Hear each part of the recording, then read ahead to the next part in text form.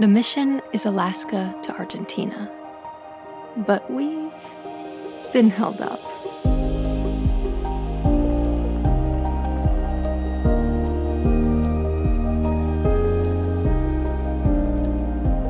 Quite unexpectedly, we are in for a winter in a rugged Canadian territory whose frozen form is magnificent to behold.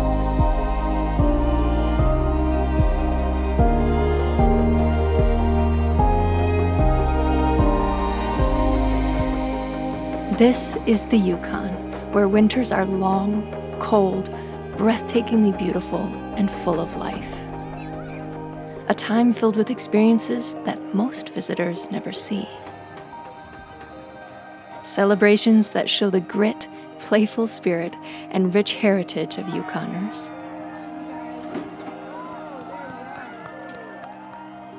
Uniquely northern art forms that simply cannot exist in many parts of the world. And pastimes that trade the pavement for snow-laden trails and vast frozen lakes, inhospitable above, but brimming with life below. Oh, look at that!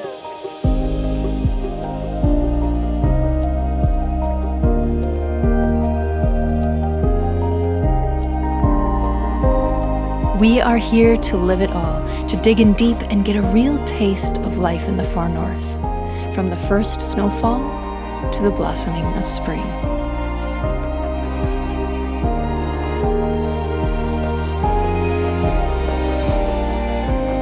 Experience it all with us and find out why more and more we find ourselves feeling that the North is a very hard place to leave.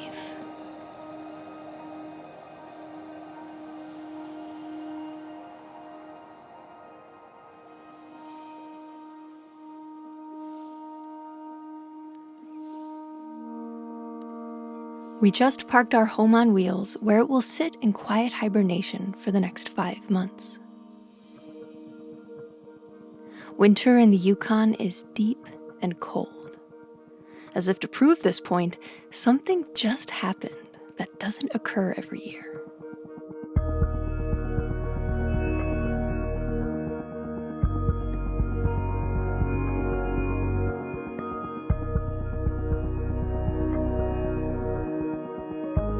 Wild ice.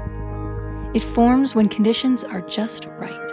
A few days of sub-zero temperatures and no heavy snow to slurry the surface.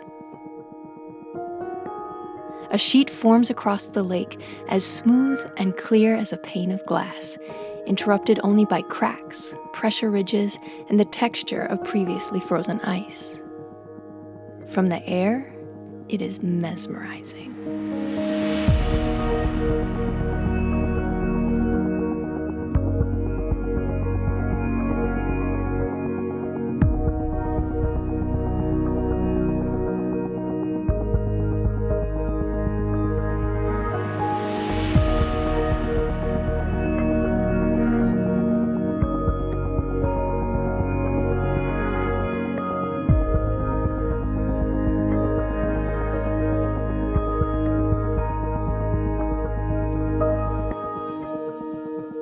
Lake LeBarge is a defining feature of the Yukon, immortalized in poetry and literature that has spread across the world. It will also be our next-door neighbor for these 5 months.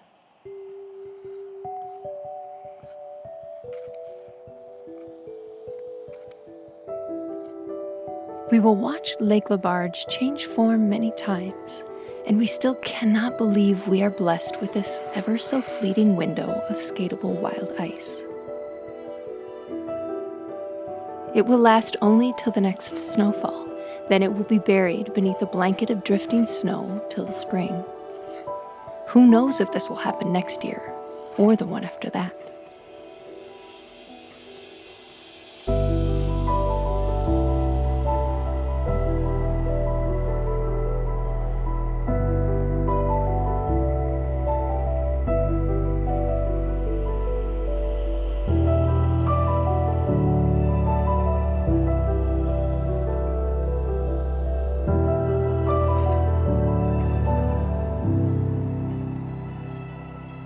There is something else particularly unique about the ice this winter.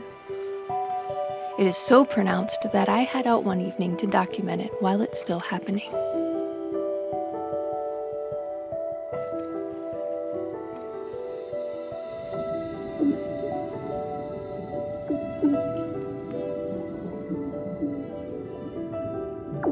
Singing ice is common when lakes and ponds freeze over. What is uncommon this year is the sheer scale and volume of it. Our neighbors along the lake have been telling us that this is unusual. The sounds coming off the lake are so loud, we can even hear them through the walls of the home that we're caring for.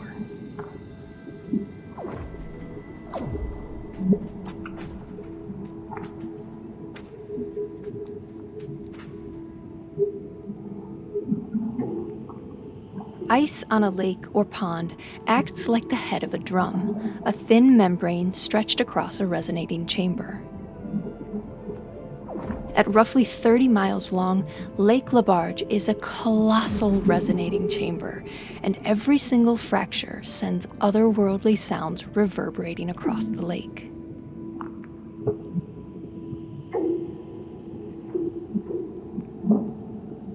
For nearly 3 days now, the ice has been singing, unmuffled by snow, which would act like a blanket laid across the drumhead. But we've had no heavy snow, so the cracks keep forming and the ice keeps singing.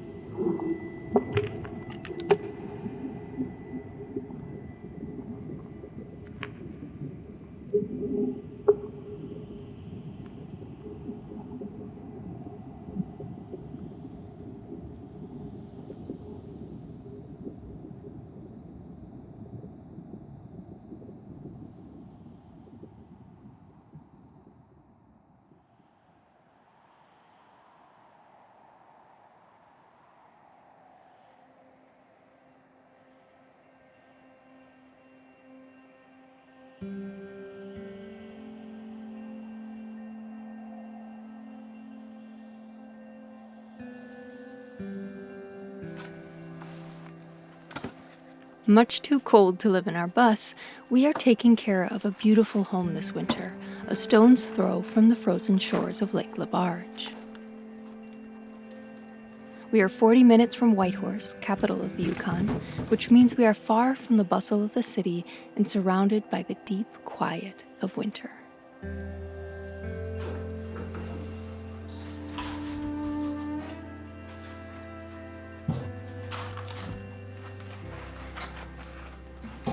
In the Yukon, it's common for temperatures to sink well past 20 below Fahrenheit for weeks at a time, and wood is our primary heat here.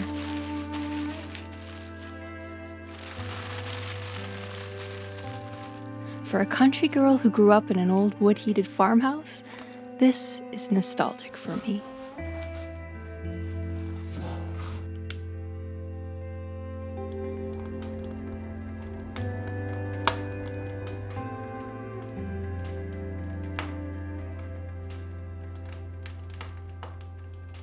Between reloads, we work.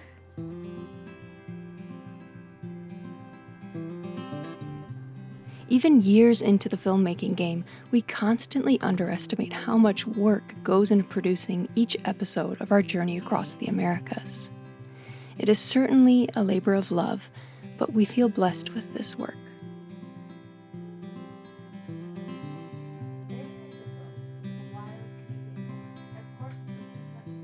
And we're not alone out here by the lake. A few furry friends are under our care along with the house, and it's nice to have a couple other souls around.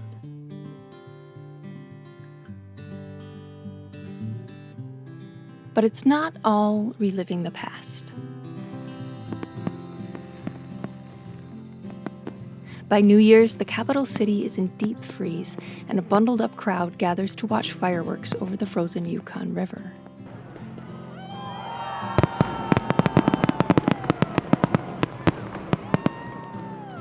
After the show, we join new friends in ringing in the new year around a bonfire. 3, 2,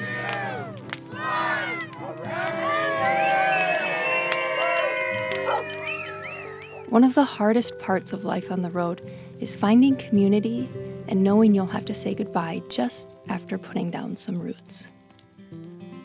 It's a bittersweet reality, one we keep living over and over again.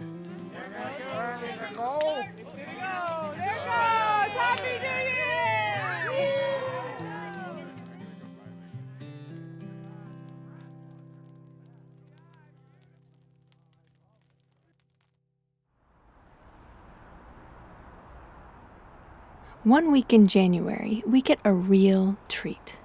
The opportunity to witness and document a uniquely northern art form, one that simply cannot exist in many other parts of the world.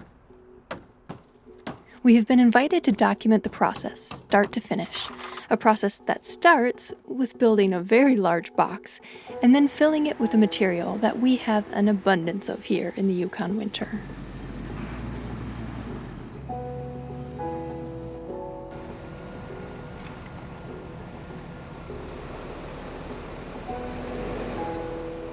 It's an all-hands-on-deck affair, as most large-scale art projects are.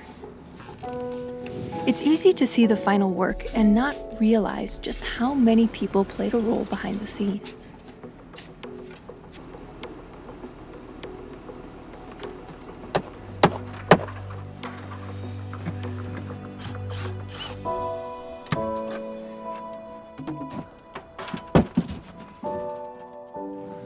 It's interesting, isn't it, how the universe tends to lead you to like-minded souls no matter where you are in the world. Through random chance, we met Michelle while driving the Klondike Highway last fall. Through Michelle, we met Joshua. Both are visual artists who work in various media. Of course, right now, the particular medium is snow. So what do you want the bottom of this corner to be then? You want to go to 5? You want to go to 4? Let's go 4x4 all the way up. If we do like 2-foot blocks going from maybe from 6 backwards, and then we just stack them like this way, like 2 feet, 2 feet, 2 feet, 2 feet, 2 feet, 2 feet.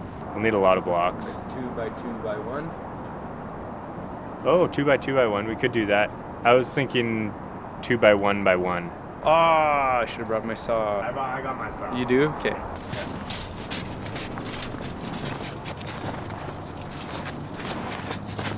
So the beginning strategy for the snow sculpture is to look at where there's the most area that there's no sculpture, and all that has to get removed. So right now we're working on the front side.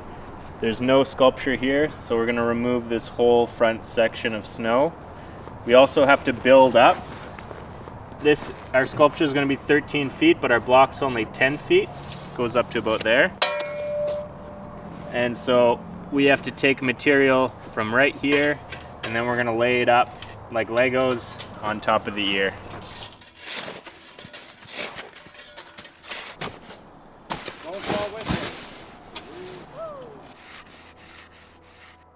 Have you ever tried your hand at sculpture? And subtractive sculpture at that? If you have, then you understand how impressive it is what Michelle and Joshua are about to do. Especially because they're about to make it look easy. So we're gonna go in about 2 feet on this side. So we have a mark here. That's the edge of the plywood. Okay. 4x8 sheet of plywood, so halfway, 2 feet. And we're gonna go down, and we're gonna leave the corner. Don't take that out. Okay. And just play around with the tools, figure out how they work.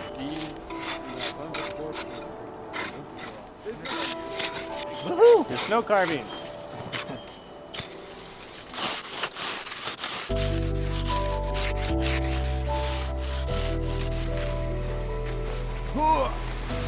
Might be now. 1, 2, 3. Feels like I keep making them bigger and bigger. I think you are. Or I'm getting more and more tired. Are you?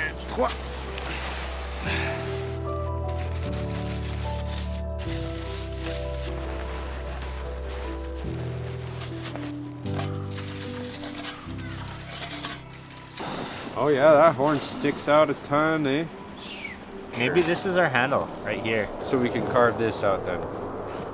Yeah. And just keep a chunk out here. The tongue, yeah. Yeah.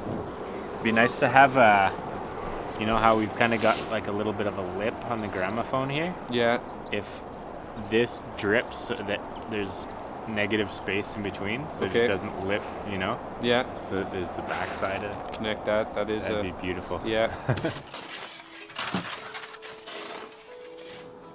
You may be curious about this design, and that takes us to the true step one of this process: inspiration.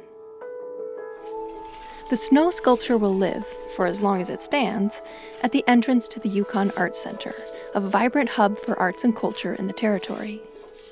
Inside, a show by Dawson-based artist David Curtis is currently on exhibition, and the assignment was to gain inspiration from this collection. We think we spotted the pieces that caught the sculptor's eyes.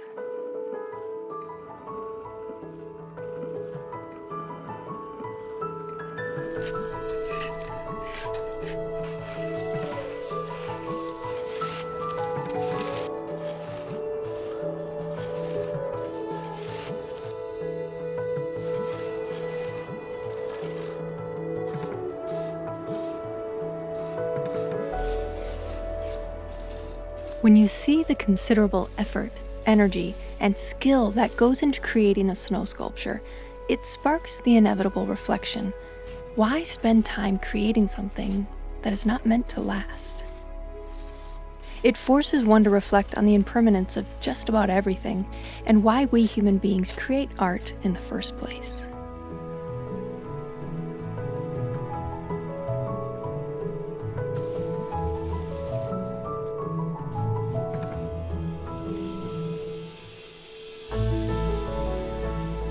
It is a special treat to watch seasoned sculptors at work.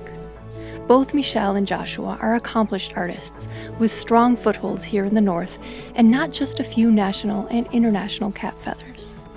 We are very grateful they welcomed us in to film, document the process, and even teach Jose a thing or two about snow sculpture. The temperature has fluctuated wildly, sometimes well below freezing, sometimes warm enough that a concerning crack forms one morning and a brace has to be made. It's January in the Yukon, which is normally a safe month for snow sculpture, but apparently not anymore.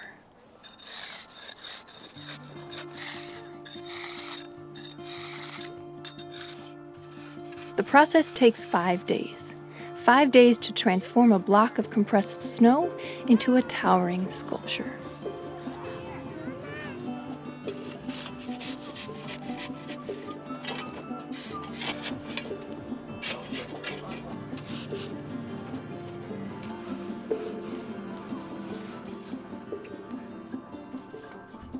The sculpture is now complete, but it will stand for only 2 short days before the warm winter brings it down.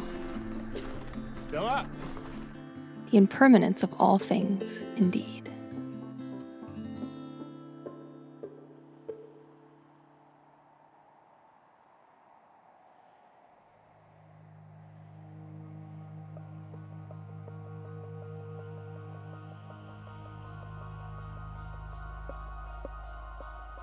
It's a magical experience witnessing the aurora. Tied to solar activity, the northern lights occur year-round, but only the long, dark nights of winter reveal them to us.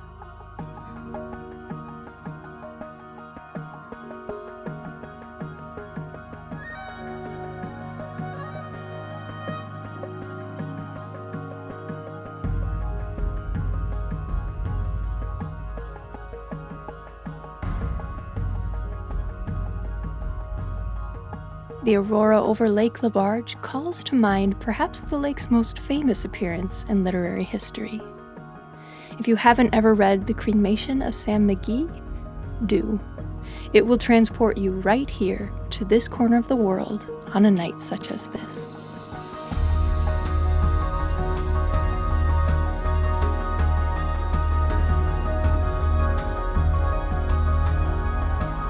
Oftentimes, the lights are brightest on the coldest nights when the skies are crystal clear.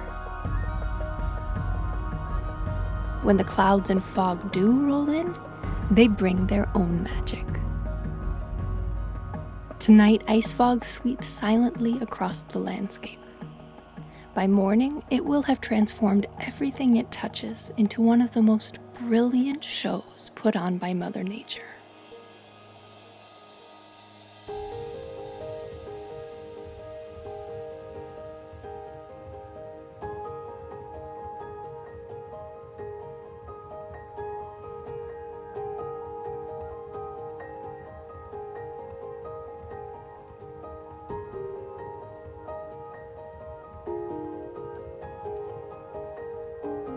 Ice fog leaves the world encrusted in the most delicate, fleeting crystals of ice.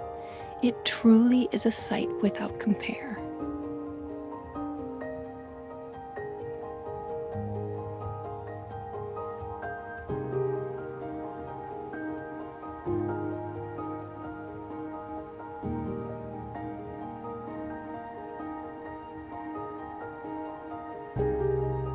Sometimes we see a very clear pattern, crystals growing on just one side of branches or twigs. That is thanks to the wind. When ice fog meets wind, crystals form on windward-facing surfaces. These fine, fleeting weather vanes tell us which way the wind was blowing last night, and they won't last the day. Light, feathery, and incredibly fragile, by evening, most will have fallen or melted away.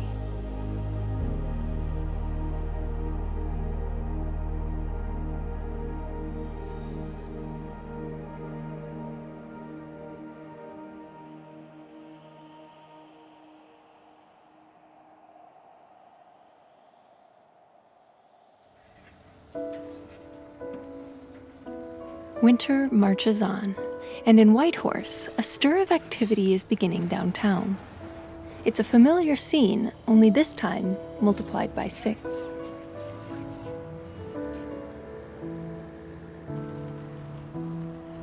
Over the course of a week, an entire exhibition of snow sculptures is coming to life, all in preparation for a very exciting event coming up. The teams assembled here in Whitehorse are from across the region, each with an ambitious design in mind.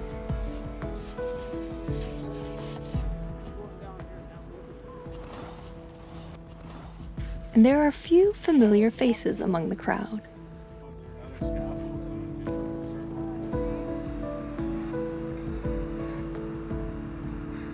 All this snow carving is not a competition, but rather a celebration, and the occasion is now just around the corner.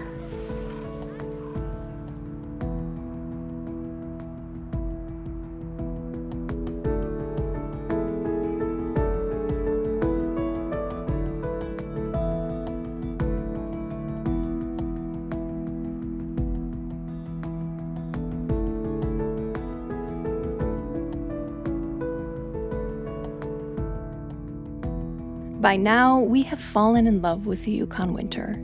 And it's not only the natural beauty endearing us to this part of the world, but also the culture and spirit of Yukoners. And there's no better place to see that spirit on full display than the Yukon Winter Rendezvous.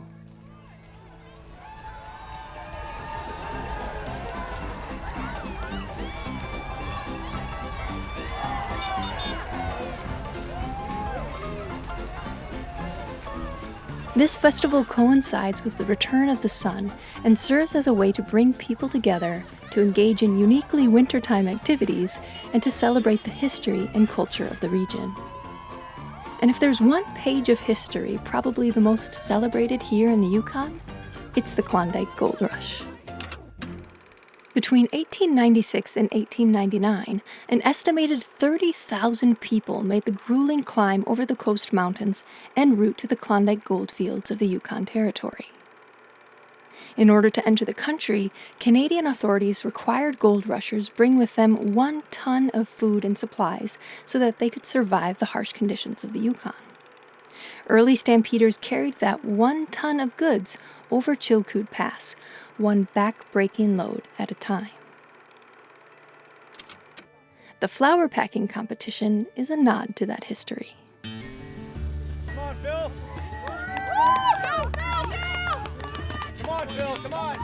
Contestants compete to see who can carry the heaviest load across a distance of 50 feet. Back in the day, 100-pound sacks of flour were used as weights, hence the name. Now steel weights are used, and the backpack frames alone weigh between 320 and 420 pounds. Keep breathing. You got this. Little steps. You got this. You got this.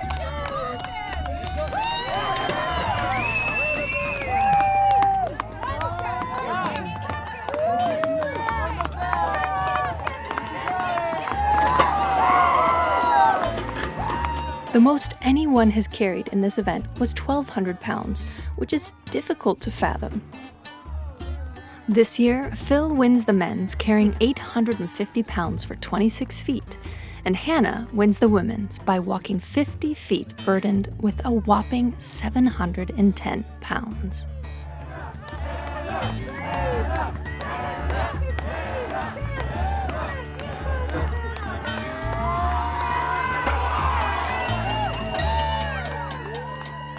Shows of strength aren't limited to the flower packing competition. The same contestants also compete in the chainsaw chuck and the log toss.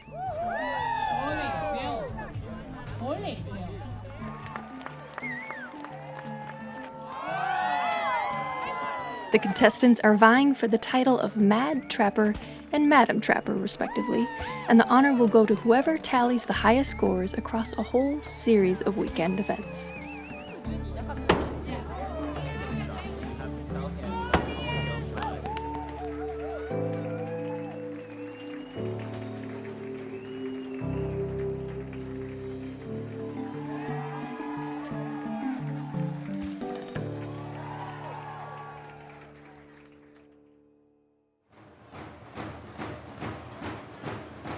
Nearby, in a potlatch house of the Kwanlundun First Nation, an entirely different kind of competition is underway. Hand games are a competitive team sport of many First Nations of North America.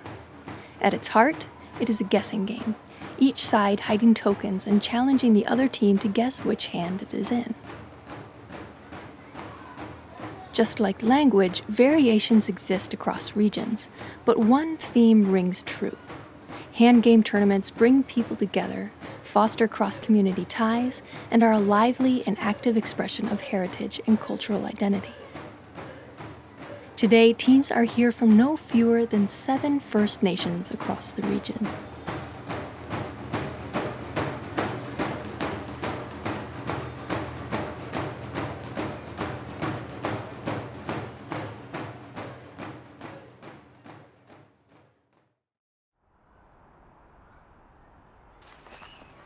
It's hard not to get caught up in the playful nature of Rendezvous. Everyone is out enjoying the sunshine, even though winter is still in full swing. And if you're not having fun, there's someone there to make sure that you do. If you don't have a garter, you might get thrown in jail. Ladies, if you are caught out on the town without a garter or period clothing, and fellas, if you are walking about clean-shaven, sporting no hearty winter beard, then you both are subject to arrest by the Keystone Cops. They'll lock you up behind their 1965 paddy wagon, and there's only 2 ways to get out. You can pay your way out with a donation to the Keystone Cops nonprofit organization, which uses funds to better the community. Or you can perform your way out by telling a joke, dancing, or singing a song. And if you're curious about the garter and period clothing part, well, it all goes back to the gold rush history. Saloons, brothels, and dance halls all boomed during the gold rush, and Rendezvous is an opportunity to dress up and play the part.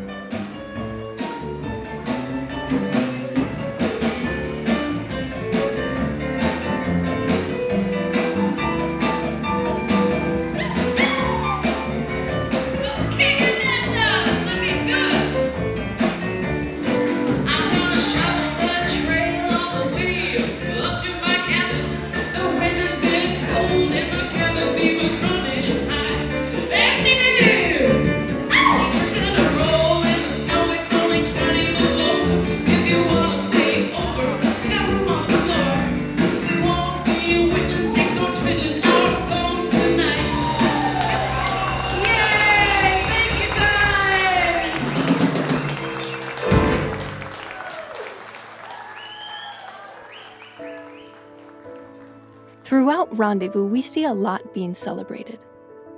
The gold rush, art, music, and First Nation heritage. A lot of the Yukoner spirit shines through, and a capstone moment also nods to the rich diversity of this community. Inspired by India's holy festival, anyone and everyone is invited to close out Rendezvous in brilliant fashion, with colors echoing the aurora borealis.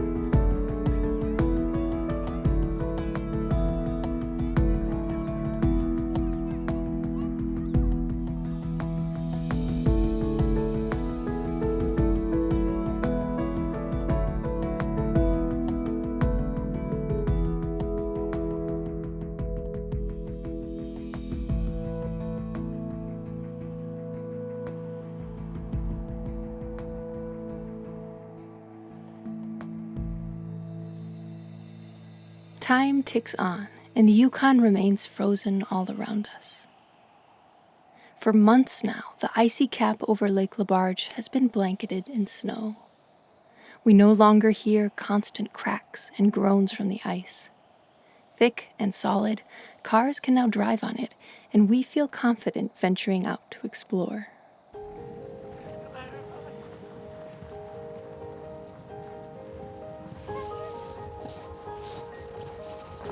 Alright, let's see if we can make it all the way to the island. We have enjoyed caretaking our furry friends this winter. The cat stays in, but Harriet gets us out of the house, and she has a real knack for putting a smile on your face.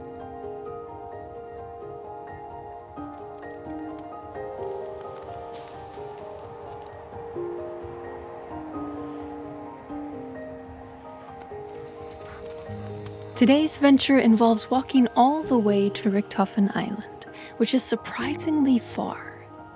Along its 30-mile length, Lake LeBarge varies between 1 to 4 miles wide. Today, we came to its widest stretch, with Richtofen Island between us and the other side. A hike all the way across the lake would not be wise. It's not the ice. The surface is frozen solid all across. Rather, it's the distance. Trips across the lake must be carefully planned because attempting to navigate home in the dark at 30 below can quickly become a life-threatening situation.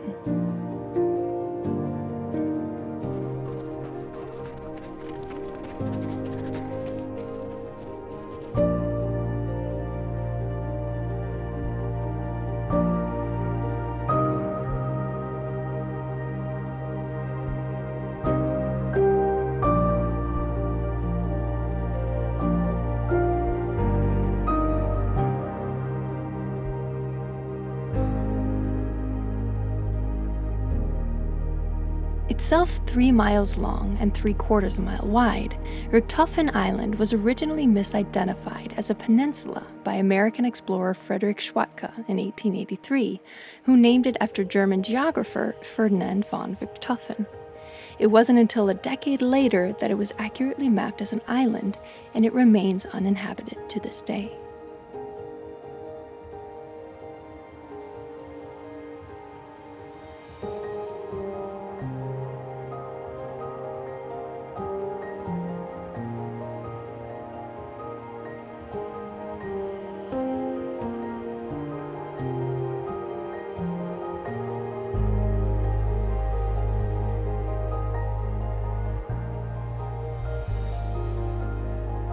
Staring across the vast, snow-covered moonscape of Lake LeBarge, it's easy to forget that a simple sheet of ice stands between us and the deep, cold, and deadly water below. How thick is this ice that we trust so fully? We're about to find out.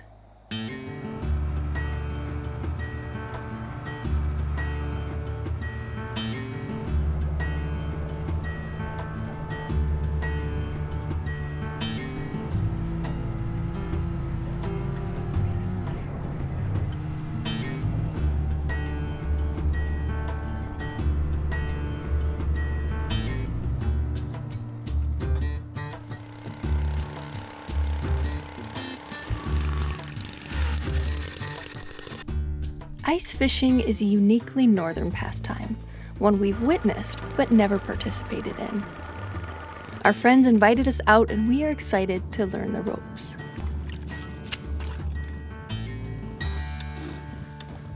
That's a crazy big lure. Oh, what is that on there?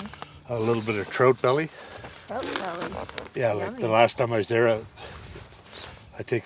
make a wedge out of the belly, and they'll bite the straight hook sometimes, but if you don't get it, they won't come back. Whereas if they smell this and grab it, then they'll turn around and hit it again. We just gotta let it flutter all the way to the bottom till it stops going down. About how deep is it here, did you say? It'll be about 100 feet, I think. Usually you just lift up fairly slow and then just let it flutter back down again. And when they hit it, they'll hit it pretty hard. You gotta set that hook, that big hook. It's all yours. Good luck. Yes. And now we wait. It's just a fish story. I'm a legend in my own mind. Yeah. There's quite a few of us around. The day is surprisingly slow, but that's fishing for you. Sometimes it's hot, and sometimes it's not.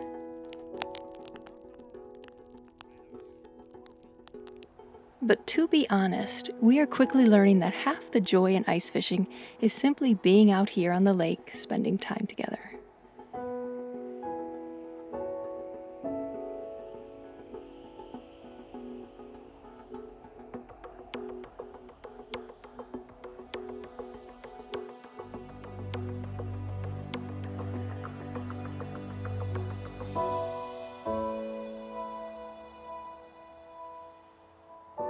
Today we strike out, but that's just a reason to come back again, something we are fully game for.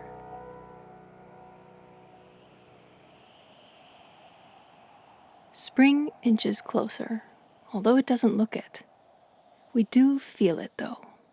The days are longer and the sun sits higher in the sky, casting an entirely different light than it did in deep winter. A day trip down the Klondike Highway reveals the staggering beauty of the coast mountains in the winter. We come to the same conclusion we did in Alaska. The North is stunning in every season, but to us, winter tops them all.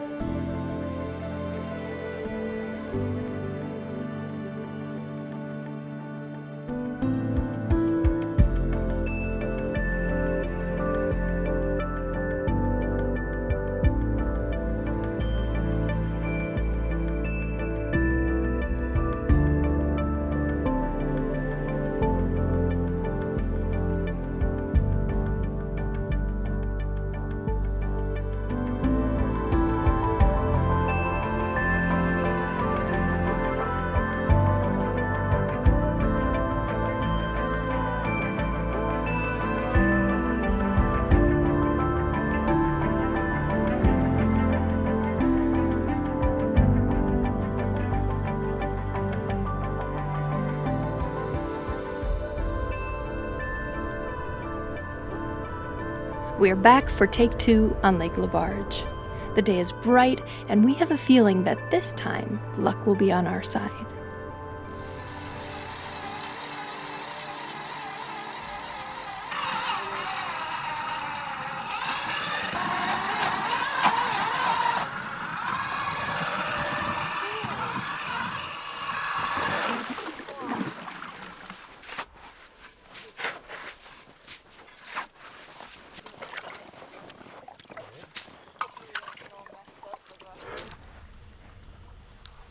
We're in the exact same spot we were before, near the south end of the lake. Same place, same time of day, completely different luck.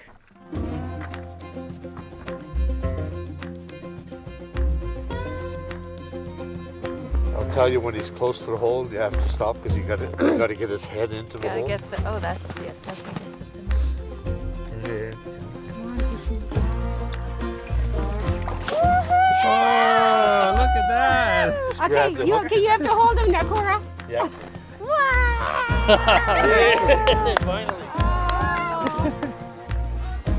It's your first fish, huh? Kiss it.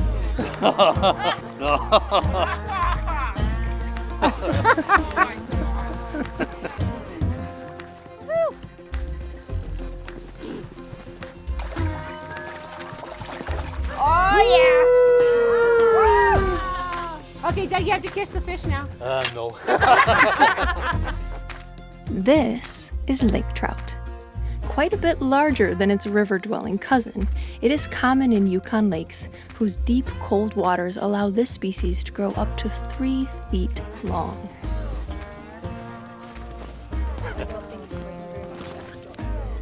There we go.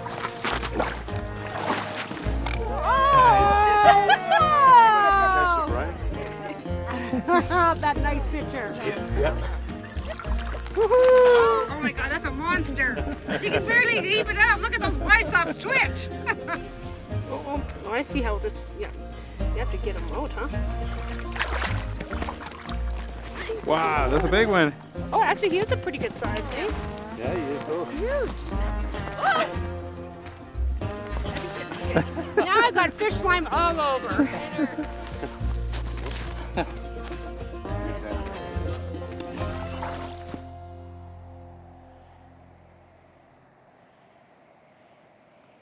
It's hard not to fall in love with the North. The land is raw and vast, and the people warm and kind. We feel welcomed into the fabric, and it's hard knowing that very soon this place will undergo another dramatic transformation, and we'll have to say goodbye to the North for good. There is a freedom here, and an acceptance for you to come as you are. And that is a hard thing to leave indeed.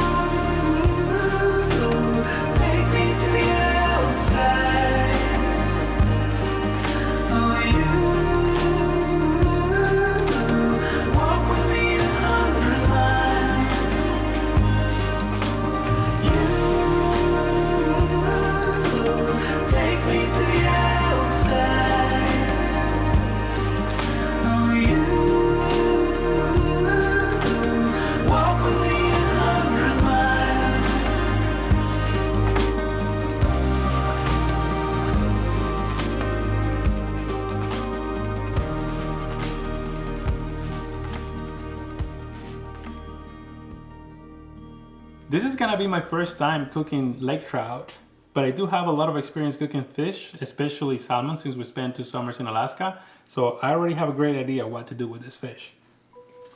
I'm going to use mayonnaise. I'm gonna mix it with morita pepper. Then I'm gonna add some dried rosemary plus salt and pepper. I'm going to marinate this. I will let it sit for about 30 minutes. And then I'm gonna put it in the oven at 400 degrees and let it cook for 8 to 10 minutes, and I think it's gonna turn out really great.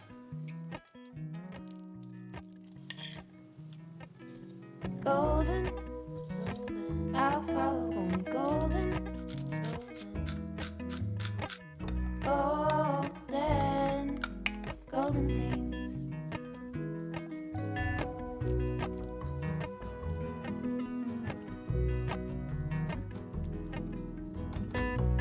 Mammal high five, spring. Rainbow trout and hummingbird wing. Golden, I'll follow only golden. Golden, golden things. Gold birds, gold strings. Gold words, golden. This looks amazing. Well, let's see how it turned out. I think it's gonna taste good, but we'll see.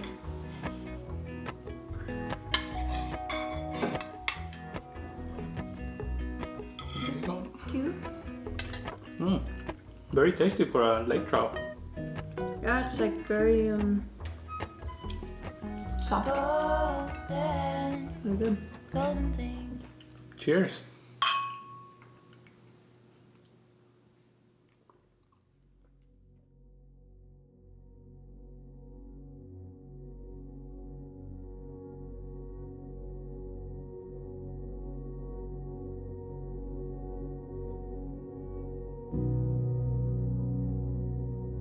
The equinox is now upon us, and the north seems to be rushing to fulfill all its winter goals. Snow continues to fall, and almost every night the aurora swirls across the sky.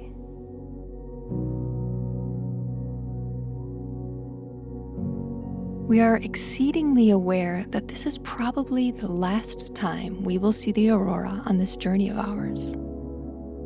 Even when we reach Ushuaia, Argentina, the southernmost point on our route, there is still little chance that we will see the aurora australis, as it's called in the southern hemisphere. Seeing the aurora australis in Ushuaia would be as rare as seeing the aurora borealis in London. Not impossible, but certainly not a common occurrence. We do learn a fascinating fact, however, that makes us realize that while we may never see the aurora australis, in a way, we actually are seeing it right now. The aurora occurs when charged particles from the sun reach Earth and are guided by the magnetic field towards the poles. There they collide with gases in our atmosphere, releasing energy in the form of light. Because the magnetic field links both poles, the two auroras often unfold together, twin performances on opposite sides of the planet.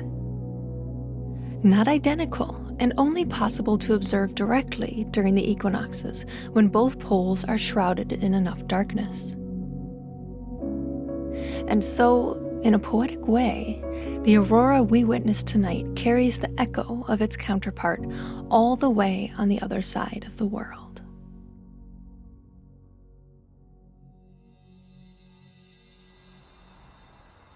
Spring inches closer, and even in the capital, the energy starts to shift. The time for wintering is almost up, and the hustle of summer looms. We also feel the pressure of a winter to-do list with items still unchecked. One of them is skiing. It is a beautiful spring day here in the Yukon, and we are up Mount Sima skiing today. It's going to be a better day for it.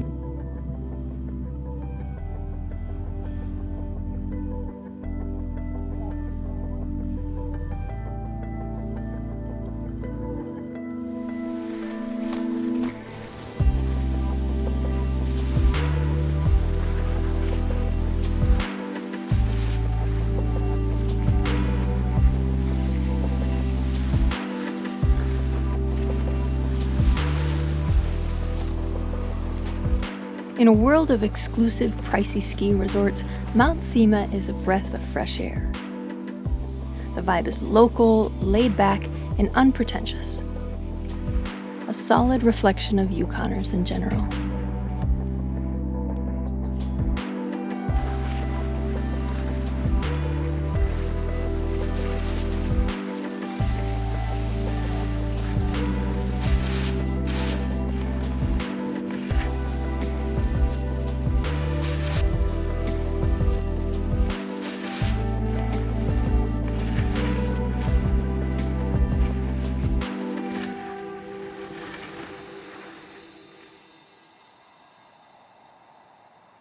And that was it. Now all around us, winter is in its last and final exhale.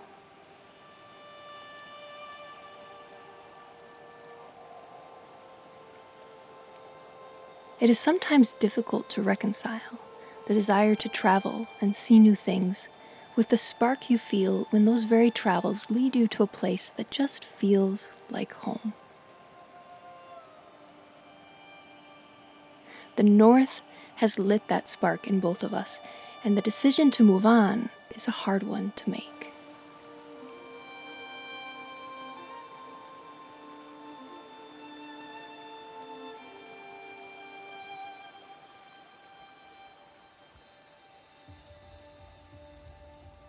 Spring arrives as quickly as winter did. It feels like from one day to the next, the world changes.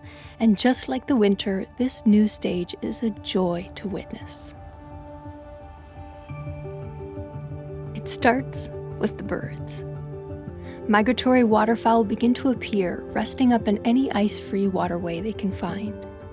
They are on their way even farther north, to the expansive tundra of the Arctic, where they will nest and raise their young. Their presence here is fleeting and a sure sign of spring.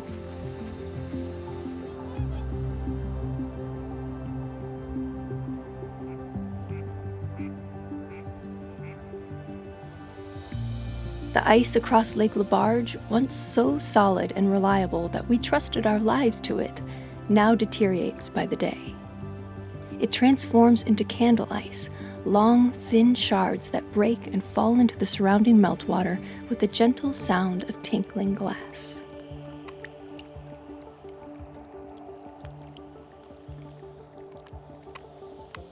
Lake LeBarge begins its transformation from frozen, desolate moonscape to budding sanctuary for the increasing arrival of waterfowl.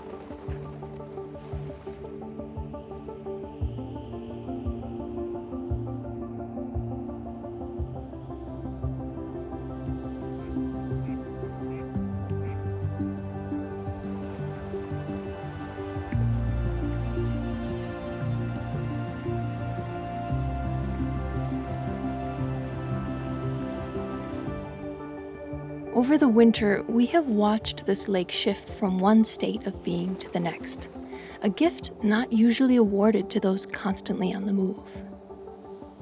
We realize that while there is a beauty in unending travel, in the constant changing of one's surroundings, there is also a beauty in sitting still and witnessing the phases and rhythms of the world as it changes all around you. It's a different kind of change, but no less rich and no less meaningful.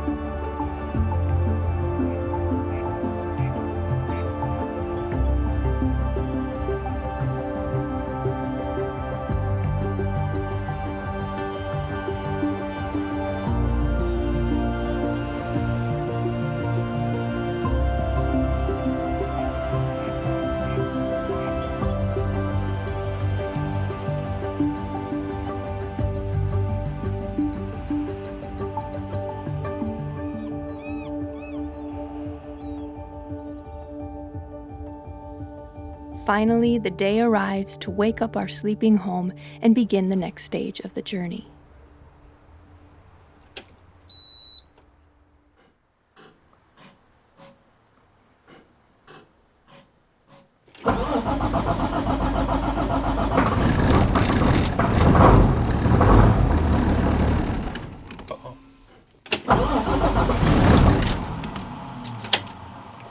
Don't kill the starter.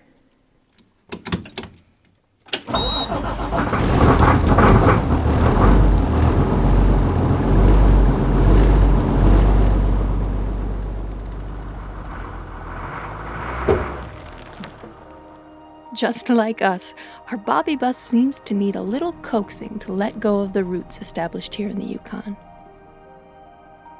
But Alaska to Argentina is the mission. And if there's one thing we can be certain of, it's that all of the Americas are full of places with as much beauty, history, and kind people as the Yukon.